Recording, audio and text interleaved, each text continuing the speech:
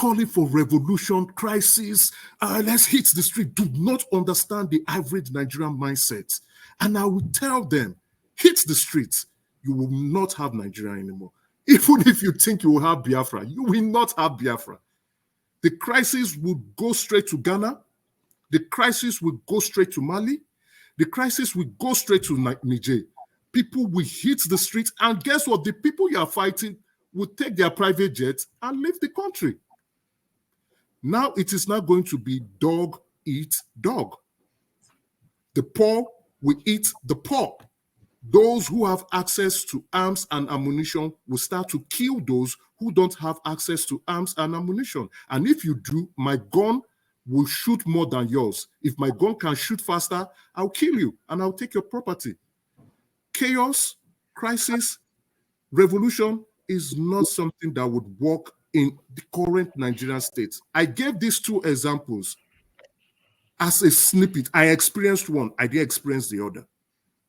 So for you thinking that a wide-scale protest will change anything, a wide-scale protest will lead to further chaos, instability, and the non-existence of what we call a Nigerian state, or even a non-existence of what we call a country. Because if there is a non-existence of a Nigerian state, whether you are talking about a Yoruba nation or a Biafra nation, it will not exist. It will be all out all. And why do I say this?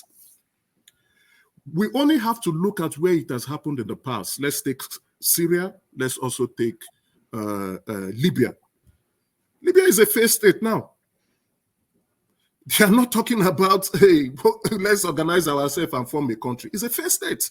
It is those who have more guns that are controlling the activity of Libya. Let's be very careful with the utterances we make. And I'm telling you, I would bet, and I would be in the money. I will bet, and I'll be in the money, that a revolution, wide-scale revolution, will cause chaos. It will not create any peace. It will not change anything. It will cause chaos, and I will be in the money. Now, let's talk about inflation. I just wanted to address that. I don't know, except I don't have any more time. 2 more minutes. We have 2 more minutes. Ghana has a food inflation of 60%. Ghanaians has not hit the streets. They are complaining in-house, but they've not hit the streets. Nigerian food inflational price is 35.5%, right? But Ghana is higher than us. Zimbabwe is over 285%.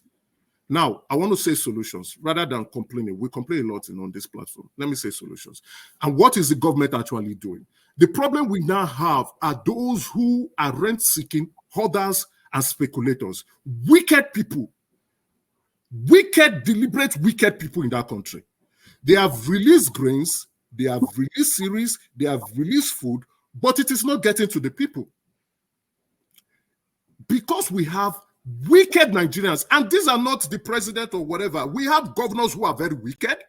We have elites who are wicked, and even amongst us here, we are very wicked people.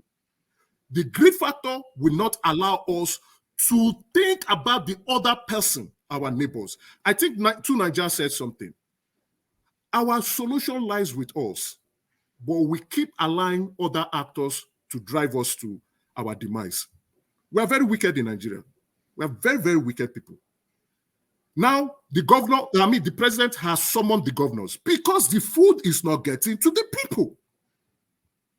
The food is not getting to the people. He has called for a meeting. What are we doing here? But nobody is busy calling out their governors. Nobody is busy calling out their state house of assembly. Nobody is busy calling out their local leaders.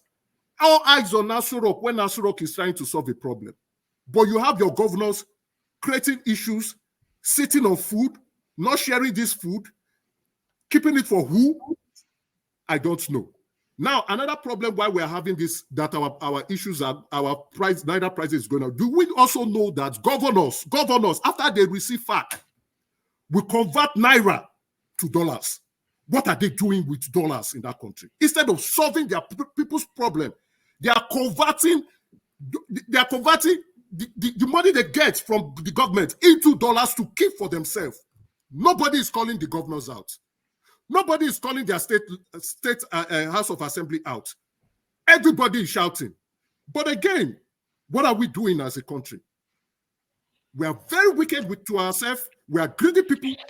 And for those who are saying Peter Obi would have solved this problem, I tell you, Peter Obi will shot. As a matter of fact, Peter Obi will probably, if he has the morals, he would have run away from Aso Rock. Because this problem has been building way longer. Way longer.